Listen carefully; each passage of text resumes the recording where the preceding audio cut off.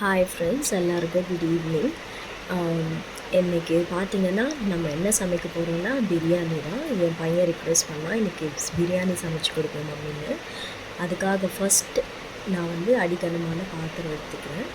அதில் 6 ஸ்பூன் எண்ணெய் விட்டேன். ஃபர்ஸ்ட் ஒரு ஒயிட் கலர் ஸ்பூன் காமிச்சேன் இல்லைங்களா, அதில் எண்ணெய் விட்டுருக்கேன் 6 ஸ்பூன். அப்புறம் ரெண்டாவது காமிச்ச ஸ்பூனில் ஃபுல்லாக நெய் போட்டிருக்கேன். அண்ட் என்கிட்ட என்னெல்லாம் ஸ்பைசஸ் அவைலபிளாக இருந்ததோ ரா ஸ்பைசஸ் அதை ஆட் பண்ணி தான் இந்த பிரியாணி நான் செய்ய போகிறேன். சரிங்களா? இப்போ நான் செய்கிற பிரியாணியோ இல்லை நான் என்ன ஒரு சமையல் அப்லோட் பண்ணுறேனோ ஷேர் பண்ணுறனோ உங்களுக்கு இதெல்லாம் பிடிச்சிருந்துச்சுன்னா கண்டிப்பாக என்னுடைய சேனலை லைக் பண்ணி எனக்கு கமெண்ட் பண்ணி உங்களுடைய தாட்ஸ் எல்லாம் சொல்லுங்கள். எனக்கு என் வீடியோஸ் பிடிச்சிருந்தா ஷேர் பண்ணுங்கள். ப்ளஸ் கண்டிப்பாக என்னுடைய சேனலை சப்ஸ்கிரைப் பண்ணுங்கள். டெல்லி சமையலறை. இங்கே பார்த்தீங்கன்னா நான் சைட் பை சைடு முட்டை பாயில் பண்ணிக்கிட்டேன். அண்ட் கூடவே நான் ஸ்லைஸ் பண்ணினா ஆனியன் ஆட் பண்ணியிருக்கேன்.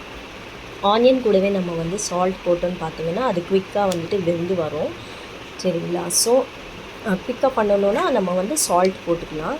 ப்ளஸ் இங்கே நான் 5 பச்சை மிளகாய் ஸ்லிட் பண்ணி போட்டிருக்கேன். கைப்பிடி அளவு புதினாவும் கொத்தமல்லியும் எடுத்து ஆட் பண்ணிக்கிறேன். நல்லா இதை மிக்ஸ் பண்ணி விட்டுட்டு நீங்கள் பார்த்தீங்கன்னா இது நல்லா ஒரு லைட் ப்ரௌன் கலரில் ஆனியன்லாம் வந்திருக்கும்.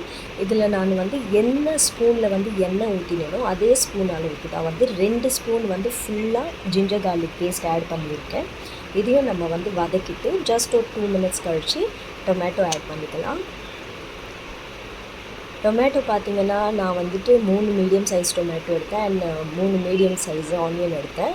இந்த 2 ஸ்பூன் நான் Kashmiri chilli, 1 spoon normal chilli powder, biryani masala usually use பண்ணுவேன். பட் அவைலபிளாக இல்லாததுனால நான் கொஞ்சமாக ½ ஸ்பூனை விட கம்மியாக கரம் மசாலாவும் சிக்கன் மசாலாவும் 1 ஸ்பூன் எடுத்துருக்கேன். எல்லாத்தையும் மிக்ஸ் பண்ணிவிட்டு கூடவே தயிரும் போட்டுக்கிட்டேன். ஒரு 5 மினிட்ஸ் குக் ஆகட்டும்னு சொல்லி மிக்ஸ் பண்ணிவிட்டு மூடி போட்டு வச்சுருக்கேன்.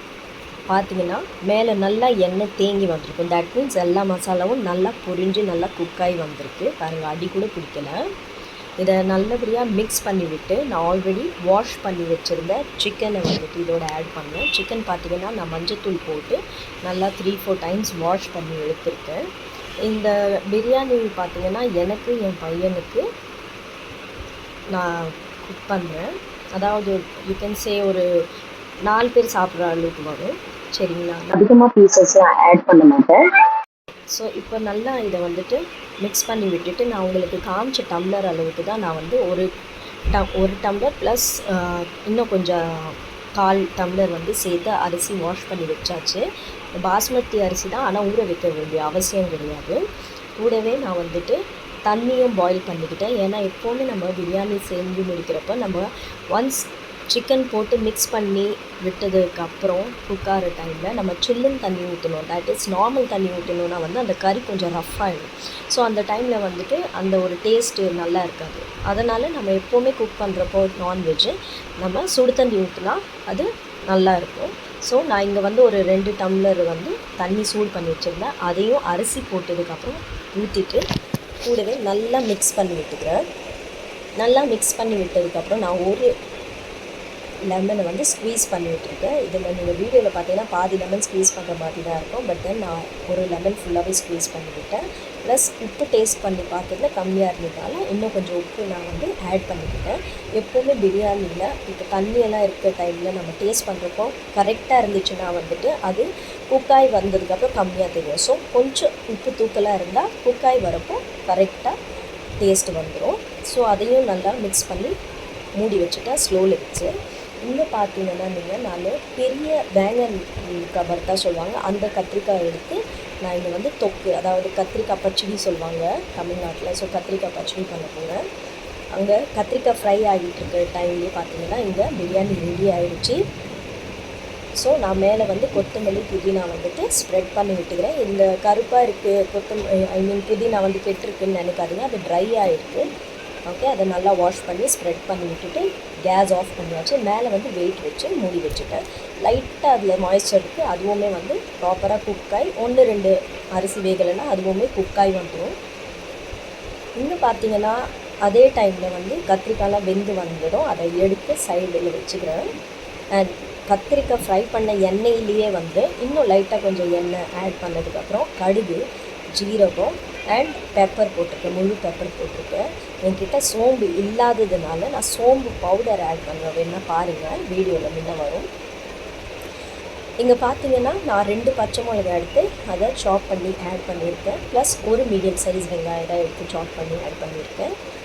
இங்கே பார்த்தீங்கன்னா நான் கசகசாவும் அண்ட் அது என்ன சொல்லுவாங்க, செசமே சீடு, எள்ளு, ஒயிட் எள்ளு வந்து ஊற வச்சு தண்ணியில் வச்சுருக்கேன். அளவு வந்து நான் ஸ்பூன் காட்டினேன் இல்லையா, அதில் ஒரு ஸ்பூன் ஆட் பண்ணியிருக்கேன். இங்கே மஞ்சத்தூள், காஷ்மீரி சில்லி, உப்பு, சோம்பு பவுடர் ஆட் பண்ணுறேன். காஷ்மீரி சில்லி ஏன் போட்டிருக்கேன்னா காரத்துக்கு ஆல்ரெடி நம்ம வந்து பச்சை மிளகாய் போட்டிருக்கோம், அதனால் நான் காஷ்மீரி சில்லி வந்துட்டு ஆட் பண்ணிக்கிறேன். லைட்டாக ட்ரை மசாலா போடுறதுனால தண்ணி ஊற்றி கொஞ்சம் குக் பண்ணி 5 மினிட்ஸ் கழித்து நான் ஓப்பன் பண்ணேன். அது வீடியோவில் வரலை. ஸோ அது நல்லா எண்ணெய் தேங்கி மேலே வந்ததுக்கப்புறம் நம்ம வந்து இந்த கத்திரிக்காய், வேக வச்ச கத்திரிக்காய் வந்து ஆட் பண்ணி இதை வந்து மூடி வச்சுப்போம். இது நல்லா கொஞ்சம் குக் ஆகட்டும். பார்த்திங்கன்னா ஒரு 5-10 மினிட்ஸ் கழித்து இதை நான் ஓப்பன் பண்ணி பார்த்தா நல்லா குக்காகி வந்திருக்கு. கூடவே நான் ½ லெமன் சைஸு புளி ஊற வச்சுருந்தேன். பிகாஸ் நான் யூஸ் பண்ணுற புளி வந்து கொஞ்சம் ரொம்ப வந்து புளிப்பாக இருக்கும் அதனால். ஸோ நீங்கள் யூஸ் பண்ணுற புளிக்கு ஏற்ற மாதிரி, அதாவது உங்களுக்கு எவ்வளோ புளிப்பு பிடிக்குமோ அதுக்கேற்ற மாதிரி நீங்கள் யூஸ் பண்ணிக்கோங்க. புளி ஊற்றினதுக்கப்புறம் நல்லா ஒரு 5 மினிட்ஸ் மூடி வச்சதுக்கப்புறம் பார்த்திங்கன்னா நல்லா கத்திரிக்காயெலாம் வெந்து வந்திருக்கு. இது கூடவே நான் ஊற வச்சுருந்த அந்த எள்ளு கசகசாவுடைய பேஸ்ட் வந்து தண்ணி ஊற்றி அரைச்சி, மேலும் அந்த ஜார்லேயும் இன்னும் கொஞ்சம் தண்ணி ஊற்றி அரைச்சி அதில் ஊற்றி விட்டுருக்கேன். இப்போ பார்த்தீங்கன்னா எவ்வளோ அழகாக வந்திருக்குன்னு பார்ப்பீங்க. ப்ராப்பராக இதுவும் குக் ஆகிடுச்சு. கடைசியாக நான் கொஞ்சம் கொத்தமல்லி தூவி இறக்கிட்டேன். ஸோ எல்லாமே ரெடி ஆகிடுச்சு. உங்களுக்கு இந்த வீடியோ பிடிச்சிருந்ததுன்னா கண்டிப்பாக லைக் பண்ணுங்கள், ஷேர் பண்ணுங்கள், கமெண்ட் பண்ணுங்கள். Please subscribe my channel to support. அதுக்கப்புறம் சாலட்.